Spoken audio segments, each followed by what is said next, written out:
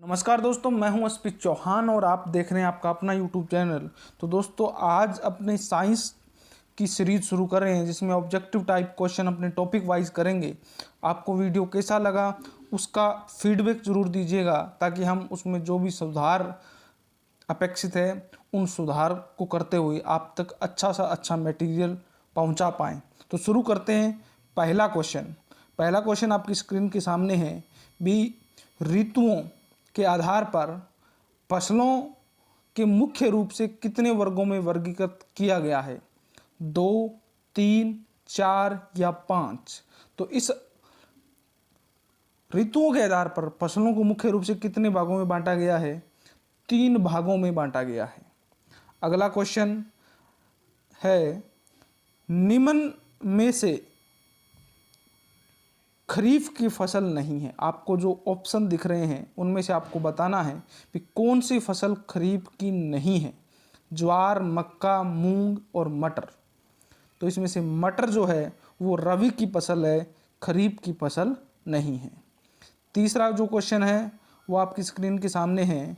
रबी की फसल का समय होता है अक्टूबर से फरवरी, जून से सितंबर, मार्च से जून या इसमें से कोई नहीं। तो ये 3 टाइप की जो फसल है, रबी की फसल होती है, खरीफ की फसल होती है और जायद की फसल होती है। आपको रबी की फसल का समय पीरियड बताना है तो मैं बता दूं आपको भी, रबी की फसल भारत में जब सर्दी का मौसम होता है उस टाइम की फसल है और सर्दी का मौसम अक्टूबर से फरवरी के दौरान होता है। तो रबी की फसल अक्टूबर से फरवरी के बीच बोई जाती है।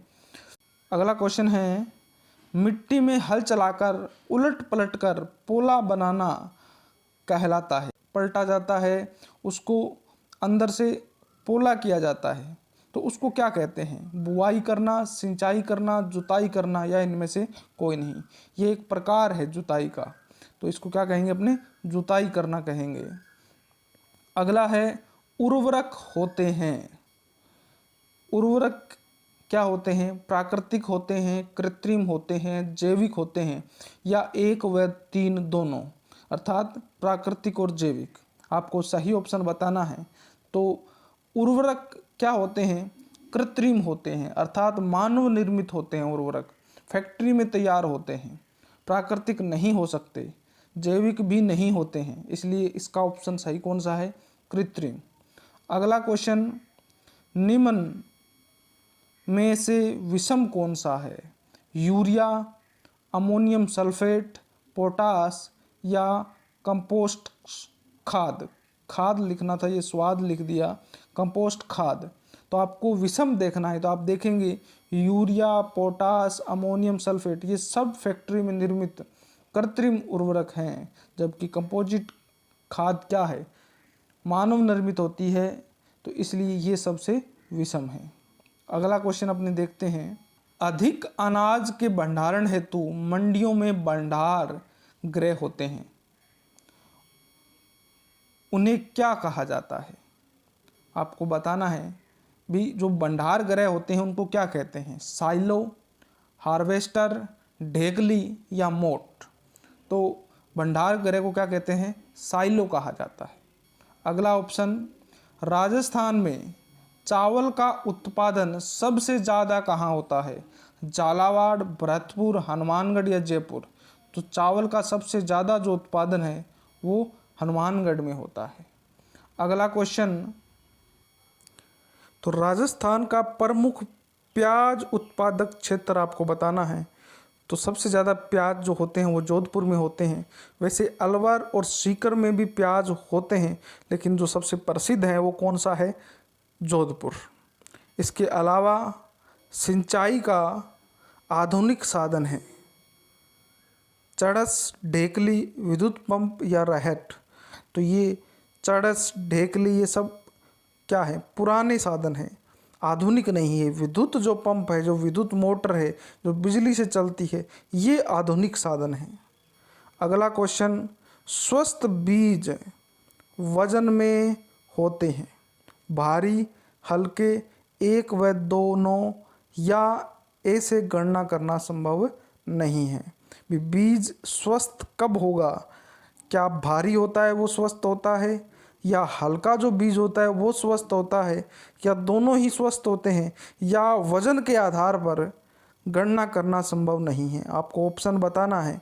तो जो भारी बीज होगा वो स्वस्थ बीज होगा। तभी अपने जब खेतों में बुआई शुरू होती है तब बीजों को पानी में भिगोया जाता है, ताकि जो बीज स्वस्थ नहीं है वो पानी में तैरते रहते हैं, और उनको अलग करते हुए जो स्वस्थ हैं उनको बुआई में काम लिया जाता है। अगला क्वेश्चन, पश्चिम राजस्थान में कृषि के लिए जल संरक्षण हेतु बनाई गई संरचना को क्या कहा जाता है? टांका, खड़ीन, जोहड़ या कुआं? तो पश्चिमी राजस्थान यानी जोधपुर जैसलमेर एरिया में जो पानी के टांके बनाए जाते हैं, अर्थात एक जगह नीचे हो जहाँ बरसात का पानी इकट्ठा हो जाता है, इसको क्या कहते हैं? खड़ीन कहते हैं।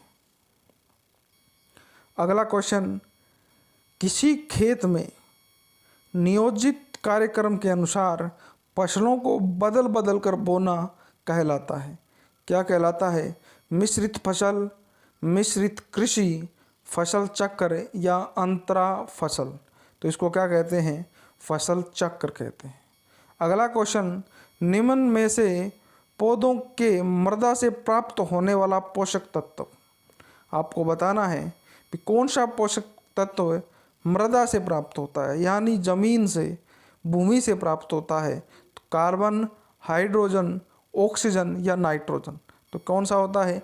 नाइट्रोजन जमीन से जड़ों के माध्यम से पौधे को प्राप्त होता है, इसलिए नाइट्रोजन है जो मृदा से प्राप्त होता है। रेशम का उत्पादन किस प्रकार की कृषि में होता है? एग्रीकल्चर, सेरीकल्चर, पीसीकल्चर या विटीकल्चर? कौन सा होता है वो? सेरीकल्चर के अंदर। अगला क्वेश्चन, किसको सुनहरा रेशा कहा जाता है?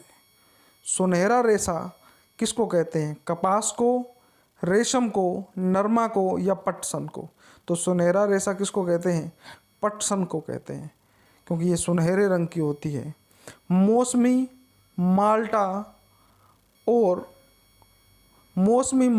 या किन्नू कहते हैं अपने, सबसे ज़्यादा कहाँ होते हैं?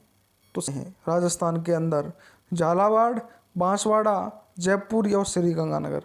तो श्रीगंगानगर के अंदर सबसे ज़्यादा मौसमी माल्टा और किन्नू की फसल होती है।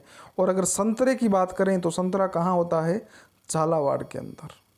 मटर और टमाटर उत्पादन जिला जहाँ सर्वाधिक होते हैं ये, तो मटर और टमाटर जयपुर के अंदर सर्वाधिक होते हैं।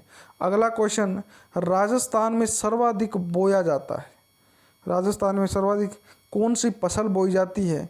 तो मक्का, बाजरा, गेहूं या चना? तो बाजरा सर्वाधिक बोया जाता है, क्योंकि राजस्थान के अंदर बरानी जो भूमि है वो ज़्यादा है, जहाँ सिंचाई नहीं होती है, बरसात पे ही निर्भर जो भूमि होती है उसको हम बरानी भूमि कहते हैं। तो वहाँ पर सबसे ज़्यादा बरसाती टाइम में क्या बोया जाता है? बाजरा। तो वो सबसे ज़्यादा क्षेत्र है। निम्न में से धनिया उत्पादन जिला नहीं है, कहाँ पर धनिया का उत्पादन नहीं होता? बारां, झालावाड़, कोटा और भरतपुर। तो धनिया का उत्पादन है वो बारां, झालावाड़ और कोटा के अंदर होता है, जबकि भरतपुर सरसों के लिए प्रसिद्ध है। अगला क्वेश्चन है, राजस्थान में सर्वाधिक सिंचाई होती है नहरों से, तालाबों से, कुओं से या नलकूप से? तो नलकूप से सर्वाधिक सिंचाई होती है राजस्थान में। राजस्थान में तालाबों से सिंचाई किस जिले में होती है सर्वाधिक? तो तालाबों से जो सिंचाई है वो भीलवाड़ा के अंदर सर्वाधिक होती है। तो दोस्तों ये था आज का वीडियो। अगर वीडियो अच्छा लगा तो वीडियो को लाइक करें, अपने दोस्तों के साथ शेयर करें। फिर मिलते हैं एक नई वीडियो के साथ, तब तक जय हिंद, जय भारत।